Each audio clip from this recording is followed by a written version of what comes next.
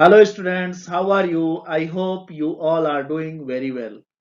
तो स्टूडेंट, ये आपका क्लास नाइन्थ का चैप्टर नंबर 6 जो है अभी रनिंग है। ठीक है, चैप्टर नंबर 6 पे ये आपका लाइंस एंड एंगल्स पे आपका आज थर्ड लेक्चर है। ठीक है स्टूडेंट, तो लेक्चर में आगे बढ़ने से पहले स्टूडेंट, हमारी आपसे बार बार यही रिक्वेस्ट है कि प्लीज आप जो है वीडियो को स्किप नहीं करें। ठीक है, अगर आप स्किप करेंगे तो आप ही का लॉस है। ठीक है स्टूडेंट, तो वीडियो को स्किप नहीं करें। और ये चैप्टर 6 इंड होने के बाद चैप्टर 6 इंड होने के बाद हम जो है क्लास 10th के लिए वीडियोस अब शुरू करने वाले हैं। ठीक है, अब क्लास 10th का आपका वीडियो अपलोड होने वाला है हमारे इस चैनल पे। इसको 6 चैप्टर पे करके हम रोक देंगे और फिर हम जो है क्लास 10th के जो है टोटल 6 चैप्टर पहले फिनिश करेंगे, फिर हम लोग वापस क्लास 9 पे आएंगे। ठीक है, ताकि दो क्लास के स्टूडेंट हमारे इस जो है चैनल से इंगेज हो जाए कंप्लीटली। ठीक है, हम जो है अब ज्यादा वेट नहीं कराएंगे, आप लोगों को ज्यादा वेट नहीं कराने वाले हैं। ठीक है, तो क्लास 10th के भी स्टूडेंट अब प्रिपेयर हो जाएं। ठीक है, तो चलते हैं आज के अपने लेक्चर की तरफ, देखते हैं क्या है आज का पहला टॉपिक। तो स्टूडेंट, आज का पहला टॉपिक है lines parallel to the same line. ठीक है, तो यहां पे क्या दिया हुआ है आपके फिगर 6.19 में देखें आप, in which line M is parallel to line N. Line L parallel है लाइन एम के। ठीक है, and line N parallel to line L, यानी और लाइन एन किसके पैरेलल है? लाइन एल के पैरेलल है। ठीक है, let us draw a line transversal for lines L M and N. Line L M N पर हमने एक ट्रांसवर्सल ड्रॉ कर दिया जो कि इन तीनों लाइनों को तीन डिफरेंट पॉइंट्स पे क्या कर रहा है? इंटरसेक्ट कर रहा है। ठीक है, it is given that line M is parallel to line L. M किसके पैरेलल है? एल के पैरेलल है। और एन किसके पैरेलल है? एल के पैरेलल है। जब ये आपका पता है कि एल जो है एम के पैरेलल है, तो क्या होगा? आप जानते हैं कि करेस्पॉन्डिंग एंगल्स जो बन रहे हैं एल और एम पे, यानी एंगल 1 किसके बराबर होगा? एंगल 2 के बराबर होगा। ठीक है, और एन और एल एक दूसरे का पैरेलल है, तो करेस्पॉन्डिंग एंगल्स क्या बन रहे हैं? 1 एंड 3। तो 1 इज इक्वल टू 3। अब इन दोनों इक्वेशन को जब आप जो है इन दोनों इक्वेशन पे आप गौर करें, इन दोनों इक्वेशन को आप देखें तो क्या मिल रहा है? एंगल 1 के बराबर एंगल 2 है और एंगल 1 के बराबर एंगल 3 भी है। तो आप इस इक्वेशन से क्या लिख सकते हैं? Angle 2 will be equal to angle 3। यानी जब 2 और 3 एक दूसरे के इक्वल है, एंगल 2 और एंगल 3, और ट्रांसवर्सल टी है, और एंगल 2 कहां पे बन रहा है? लाइन एम पे, और एंगल 3 कहां बन रहा है? लाइन एन पे। तो अगर आपके करस्पॉन्डिंग एंगल्स इक्वल हो जाएंगे तो आपके ये दोनों लाइन क्या होंगे? एक दूसरे के पैरेलल होंगे। यही आपको जो है प्रूव करना है और यही आपका जो है स्टेटमेंट है। अब इसी को जो है हमने जो है थ्योरम के फॉर्म में लिख दिया है। क्या है वो theorem? Lines which are parallel to the same line are parallel to the each other. ये आपका स्टेटमेंट है, ये थ्योरम है, इसको याद रखिएगा। ठीक है, दिस प्रॉपर्टी, नोट में लिखा हुआ है, this property, the property above can be extended to more than two lines also. यानी ये प्रॉपर्टी दो से ज्यादा लाइनों पे अप्लाई होगी, 2 3 4 5 जो भी लाइनें होंगी सब पे ये अप्लाई होगी। तो ये चीज आप याद रखिएगा कि अगर 3 लाइनें हैं, हर लाइन एक दूसरे के पैरेलल है, तो क्या होगा? वो आपस में एक दूसरे के पैरेलल होंगी। ठीक है, तो चलते हैं, देखते हैं अगला टॉपिक क्या है।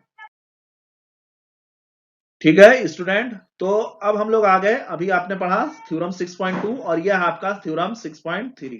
ठीक है, थ्योरम 6.3 में है, if a transversal intersect two line such that corresponding angles are equal then lines are parallel. क्या होगा कि अगर दो, if transversal intersect two lines, दो लाइनों को अगर एक ट्रांसवर्सल इंटरसेक्ट कर रहा है और उनके करस्पॉन्डिंग एंगल्स क्या हैं? एक दूसरे के इक्वल हैं, तो वो दोनों लाइनें एक दूसरे के पैरेलल होंगी। वहीं से जो आपको अभी हमने बताया था प्रीवियस स्लाइड में, वहीं से जो है ये कंक्लूजन निकला है और इसको आप लोग जानते भी हैं। ठीक है, if a transversal intersect two line such that corresponding angles are equal then lines are parallel.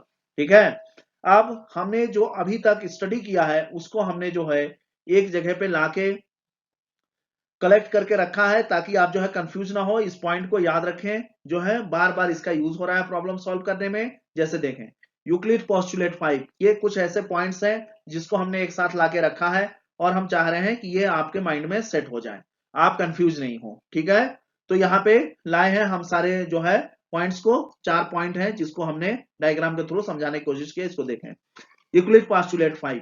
Euclid postulate 5 क्या कह रहा था कि अगर दो लाइनें एम और एन हैं, ठीक है, दो लाइन क्या है? एम और एन दो लाइंस हैं, ठीक है, तो वो दोनों लाइनें एक दूसरे को किस तरफ इंटरसेक्ट करेंगी, यही कह रहा था ना यूक्लिड का पोस्टुलेट 5, उस तरफ इंटरसेक्ट करेंगी जिस तरफ क्या था, ट्रांसवर्सल या इंटरसेक्टिंग लाइन के एक साइड में जो इंटरनल एंगल्स का सम होगा अगर 180 डिग्री से कम होगा, उसी साइड वो दोनों लाइनें एक दूसरे को इंटरसेक्ट करेंगी, दूसरे साइड उसको इंटरसेक्ट कभी नहीं करेंगी। ठीक है, तो यूक्लिड का पोस्टुलेट 5 ये कहता था कि अगर दो लाइनें एक दूसरे के पैरेलल नहीं हैं तो दोनों लाइनें एक दूसरे को कहां पे इंटरसेक्ट करेंगी, किस तरफ इंटरसेक्ट करेंगी। तो यूक्लिड ने बोला था कि अगर एक जो है हम क्या ड्रॉ कर दें, एक हम उस पे जो है इंटरसेक्टिंग लाइन ड्रॉ कर दें और उसके बाद आप देखें तो एम और एन दो लाइंस हैं, ये एक दूसरे को किस तरफ इंटरसेक्ट करेंगी, इंटरसेक्टिंग लाइन के लेफ्ट साइड और राइट साइड। ठीक है, तो किस तरफ इंटरसेक्ट करेंगी, आपको दिख रहा है कि ये एक दूसरे को लेफ्ट साइड जो है इंटरसेक्ट करने वाली है। तो लेफ्ट साइड क्यों इंटरसेक्ट करेंगे, यूक्लिड ने बोला था कि जिस तरफ जो है इंटरसेक्टिंग लाइन के जिस तरफ इंटरनल एंगल का सम, यानी इंटरनल एंगल यहां पे कौन कौन से बन रहे हैं, एक एंगल 1 और एक एंगल 2, तो आप देख रहे हैं यहाँ पे angle 1 plus angle 2 will be less than 180 degree, then you can say these two lines will intersect in the left side of the intersecting line. ठीक है, और जिस तरफ आपका 180 डिग्री से ग्रेटर आ रहा है वो कभी भी उस तरफ एक दूसरे को इंटरसेक्ट नहीं करेंगी। तो ये पॉइंट आपको रिमेंबर करना है, पॉइंट शुड बी रिमेंबर, ये आपको याद करने के लिए बताया जा रहा है। ठीक है, फिर क्या है, लीनियर पेयर एंगल्स। ठीक है, दूसरा क्या था, लीनियर पेयर एंगल्स। तो लीनियर पेयर एंगल्स के बारे में हमने आपको बता दिया था कि अगर कोई स्ट्रेट लाइन है, ठीक है, अगर कोई स्ट्रेट लाइन है और उस स्ट्रेट लाइन पे कोई आपका जो है रे फॉल कर रहा है, तो वो रे जो फॉल कर रहा होगा उससे आपके दो जो है एंगल फॉर्म होंगे, दोनों एंगल एडजसेंट एंगल्स होंगे। और एडजसेंट एंगल की प्रॉपर्टी क्या है, मैंने आपको प्रीवियस क्लासेज में बहुत ही अच्छे से पहले लेक्चर में बता दिया था कि एडजसेंट एंगल क्या होंगे, कि अगर आपके दो एक एक कॉमन आर्म्स के हेल्प से जो दो एंगल्स बनेंगे वही क्या कहलाएंगे, एडजसेंट एंगल कहलाएंगे। और अगर स्ट्रेट लाइन पे ये एडजसेंट एंगल बन रहे हैं तो लीनियर पेयर एक्सियोम कहता है कि स्ट्रेट लाइन पे एडजसेंट एंगल का सम किसके इक्वल होता है, 180 डिग्री के इक्वल होता है। ठीक है, थर्ड आपने इंपॉर्टेंट चीज क्या पढ़ी है अभी तक, जो है लाइंस और एंगल में वर्टिकली अपोजिट एंगल, यानी दो लाइंस एक दूसरे को अगर वो पॉइंट पे इंटरसेक्ट कर रहे हैं तो वहां पे आपके चार एंगल बनेंगे, 1 2 3 4। तो ये चारों एंगल्स जो बन रहे हैं इसमें क्या होगा कि वर्टिकली अपोजिट एंगल का पेयर एक दूसरे के इक्वल होगा, यानी टॉप वाला किसके इक्वल होगा, ये जो है टॉप और डाउन में ये देखें 1 और 2, टॉप और बॉटम 1 एंड 2, और साइड वाले 3 एंड 4, तो 1 किसके इक्वल होगा 2 के और 3 किसके इक्वल होगा 4 के। ये आप जो है पॉइंट्स हम आपको रिवाइज कर रहे हैं। फिर यहाँ पे क्या है, पैरेलल लाइंस विद ट्रांसवर्सल, क्या है कि अगर दो पैरेलल लाइन को एक ट्रांसवर्सल जो है इसको जो है क्या कर रहा है, इंटरसेक्ट कर रहा है, ट्रांसवर्सल लाइन है ये, तो क्या आप वहां से पाते हैं, आप ये पाते हैं कि पैरेलल लाइंस के ट्रांसवर्सल के एक साइड में, चाहे जिस तरफ, चाहे लेफ्ट साइड और राइट साइड, दोनों साइड की बात हो रही है, तो क्या होता है, इसके जो है इंटीरियर एंगल्स का सम किसके इक्वल होता है, 180 डिग्री के इक्वल होता है अगर ये दोनों लाइनें पैरेलल हैं। आप याद रखें जो है यूक्लिड के पोस्टुलेट 5 को हमने इसीलिए डिस्कस किया था, सिर्फ इसको समझाने के लिए। यूक्लिड का पोस्टुलेट क्या कह रहा था कि अगर दोनों लाइनें पैरेलल नहीं हैं तो किस तरफ इंटरसेक्ट करेंगे एक दूसरे को, जिधर इंटीरियर एंगल का सम 180 डिग्री के बिलो आएगा। ठीक है, 180 डिग्री के बिलो आएगा। ठीक है, 180 डिग्री से कम होगा जिस तरफ, उधर ही इंटरसेक्ट करेंगे। और अगर पैरेलल हो गई तो क्या होगा, इंटीरियर एंगल का सम जो है 180 डिग्री होगा, यानी वो एक दूसरे को कहीं भी इंटरसेक्ट नहीं करेंगी, चाहे लेफ्ट साइड और राइट साइड। ठीक है, और दूसरा प्रॉपर्टी क्या है, दो पैरेलल लाइंस को जब एक ट्रांसवर्सल जो है इंटरसेक्ट कर रहा है, एक ट्रांसवर्सल लाइन जो है पास कर रही है, तो क्या होगा कि जो है उनके करस्पॉन्डिंग एंगल्स जो है, जो आपका थ्योरम 6.3 कह रहा है कि करस्पॉन्डिंग एंगल्स, यानी आपका एंगल 3 जो है किसके इक्वल होगा, एंगल 4 के इक्वल होगा। इसी का हमने यूज करना है आगे के प्रॉब्लम्स में। मोस्टली हमारा जो यूज होगा पैरेलल लाइंस, हम तो प्रीवियस में इसका और इसका यूज हम जो है प्रीवियस जो है एक्सरसाइज में कर चुके हैं। अब यूज होने वाला है सिर्फ और सिर्फ यही जो है आपका पॉइंट यूज होगा आगे के प्रॉब्लम्स में। तो क्या है कि दोनों का, अगर दोनों पैरेलल लाइंस हैं तो इंटीरियर एंगल्स, ट्रांसवर्सल के इंटीरियर एंगल्स क्या होंगे, उनका सम 180 डिग्री के बराबर होगा। और जो है ट्रांसवर्सल से जो आपके करस्पॉन्डिंग एंगल्स बनेंगे दोनों जो है उस पे, दोनों पैरेलल लाइंस पे, वो जो है एक दूसरे के इक्वल होंगे, यानी एंगल 3 जो है इक्वल होगा एंगल 4 के, और angle 1 plus angle 2 is equal to आएगा 180 डिग्री। इसी पे बेस्ड आपका पूरा जो है ये आगे का जो है एक्सरसाइज होने वाला है, प्रॉब्लम्स आने वाले हैं। ठीक है, तो ये आपको समझ में आ गया होगा। अब चलते हैं अगले टॉपिक पे। ठीक है स्टूडेंट, तो अब हम लोग आ चुके हैं अपने पहले जो है प्रॉब्लम पे, एग्जांपल नंबर 4। ठीक है, क्या कह रहा है एग्जांपल 4? इन फिगर 6.20, ये आपका फिगर 6.20 है। ठीक है, PQ is parallel to RS। PQ ये जो लाइन है वो किसके पैरेलल है? RS के पैरेलल है। एंड एंगल MXQ, MXQ ये वाला एंगल आपका कितने बराबर है? 135 degree. And angle MYR, MYR ये वाला एंगल कितने बराबर है? 40 डिग्री। फाइंड एंगल XMY, ये वाला एंगल आपको फाइंड आउट करना है। ठीक है, तो इसको फाइंड आउट करने के लिए हम जो है थोड़ा सा हेल्प ले रहे हैं अपनी तरफ से। हम जो है एक लाइन AB पैरेलल, जो कि AB एक पैरेलल लाइन ड्रॉ कर रहे हैं जो कि PQ के भी पैरेलल है। ठीक है, PQ के पैरेलल हम एक लाइन AB ड्रॉ कर रहे हैं पॉइंट M से होते हुए। क्या हुआ? सोल्यूशन को आगे बढ़ाते हैं और इसमें हम क्या कर रहे हैं? सबसे पहला स्टेप हमने क्या किया? Here we need to draw a line AB parallel to line PQ through point M as shown in figure 6.21।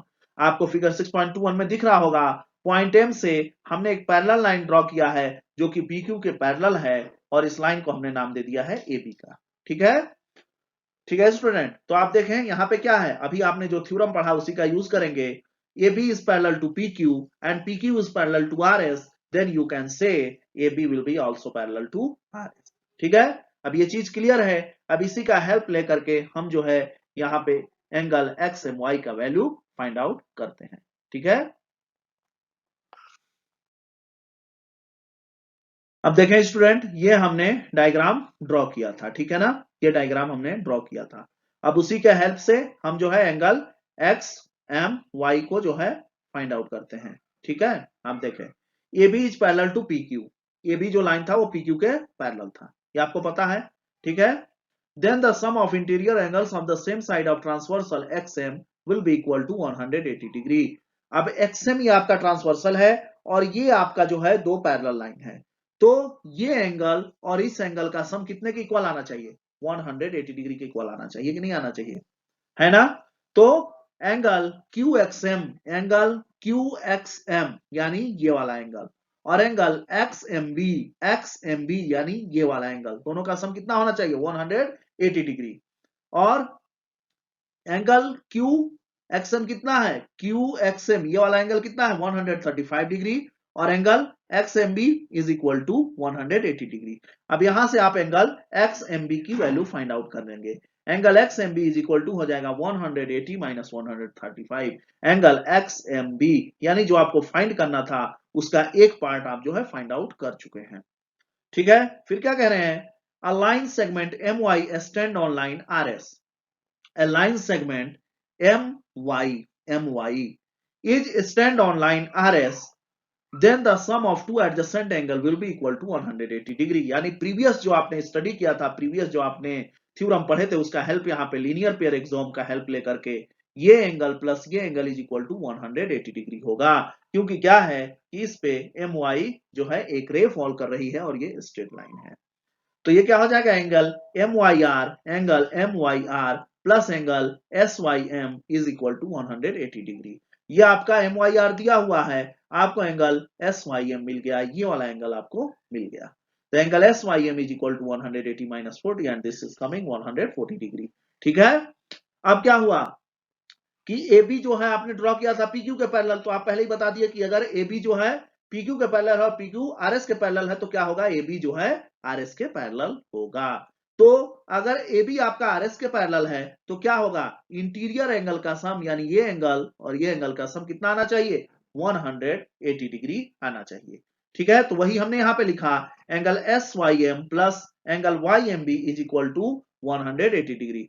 SYM की वैल्यू अभी आपने फाइंड आउट की यहाँ पे 140 degree plus angle YMB is equal to 180 degree. यहां से आप rearrange करेंगे और यहां से आपको angle YMB is equal to कितना आ जाएगा? 180 minus 140 and this is coming how much?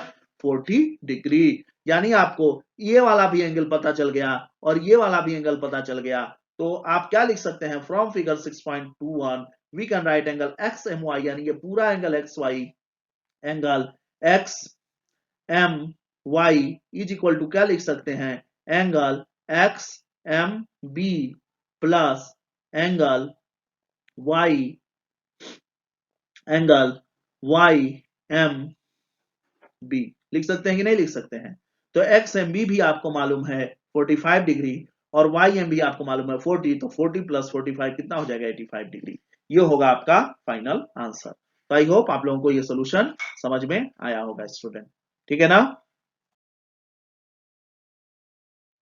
ठीक है स्टूडेंट, तो ये है आपका एग्जाम्पल नंबर 5। ठीक है, एग्जाम्पल नंबर 5 में क्या है? If a transversal intersect two lines such that the bisectors of a pair of corresponding angles are parallel, then prove that the two lines are parallel। ठीक है, ये आपका प्रॉब्लम में डायग्राम दिया नहीं गया है, पहले आपको डायग्राम ड्रॉ करना है। क्या है?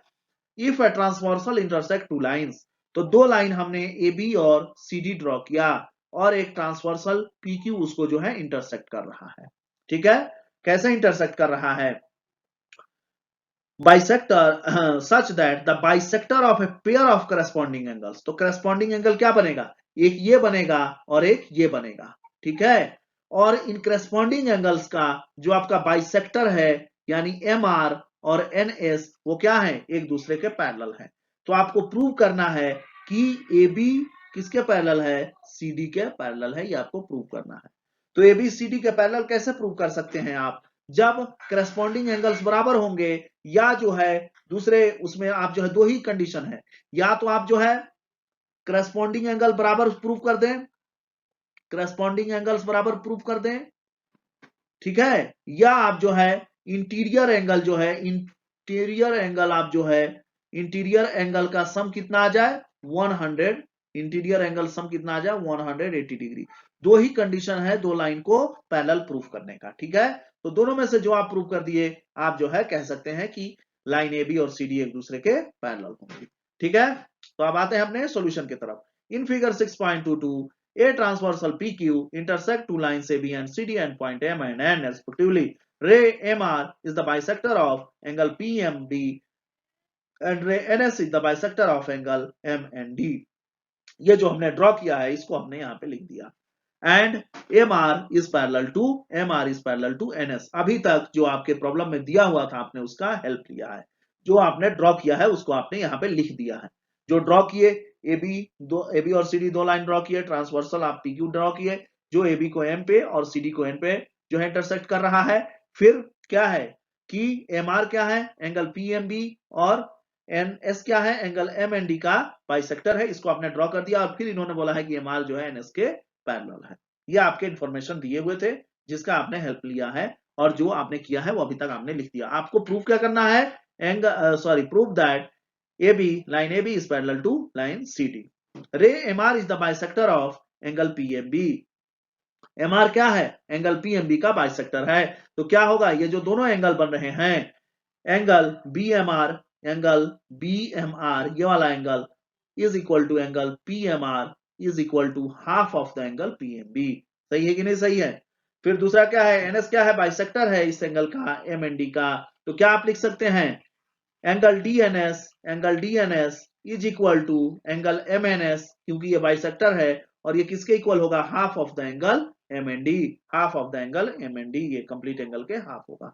ठीक है, दो इक्वेशन आपने लिख दिया किसके हेल्प से? जो आपके प्रॉब्लम में दिया हुआ था कि ये बाइसेक्टर है, तो बाइसेक्टर है तो जाहिर सी बात है ये दोनों एंगल को बराबर डिवाइड कर रहे होंगे और जो कंप्लीट एंगल है उसके हाफ के बराबर होंगे। तो दो आपके इक्वेशन आ गए। It is clear from figure 6.22, figure 6.22 से क्लियर है। PQ transversal PQ also passing from two parallel lines, क्या है? MR and NS। क्या है? PQ जो है ट्रांसवर्सल है और ये किसको जो है पास कर रहा है? दो पैरेलल लाइन। कौन से दो पैरेलल लाइन को पास कर रहा है? एक आपका पैरेलल लाइन MR है और एक आपका पैरेलल लाइन NS है। आप जरा देखेंगे, थोड़ा सा मैं जो है डायग्राम को थोड़ा और क्लियर कर रहा हूं अगर आप जो है कंफ्यूज हो रहे हो तो।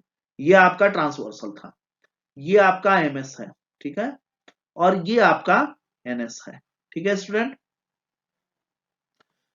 यही तो ये कह रहे हैं कि ट्रांसवर्सल है और जो है दो पैरेलल लाइन को जो है पास कर रहा है। ठीक है, ये है दोनों पैरेलल लाइन। तो आप क्या लिख सकते हैं?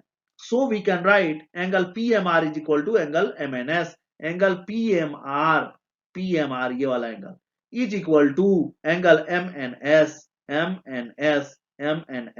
जाहिर सी बात है ये जो है एंगल इस एंगल के बराबर होगा, क्योंकि ये दोनों लाइन पैरेलल लाइंस हैं और ये जो दोनों एंगल बन रहे हैं ये क्या है, करस्पॉन्डिंग एंगल्स होंगे।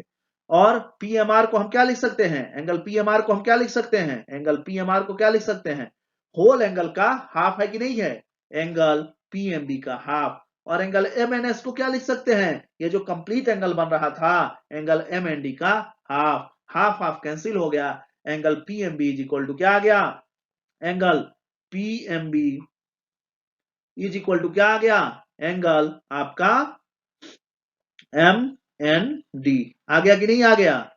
जब ये दोनों एंगल बराबर होंगे यानी ये होल एंगल और ये होल एंगल बराबर हो गए, यानी करस्पॉन्डिंग एंगल्स जब बराबर हो गए तो क्या होगा, ए बी और सी डी दोनों लाइन एक दूसरे के पैरेलल होंगी। क्या कह रहे हैं, but both are the corresponding angles formed by transversal PQ with line AB and CD are equal, therefore AB is parallel to CD, hence proved।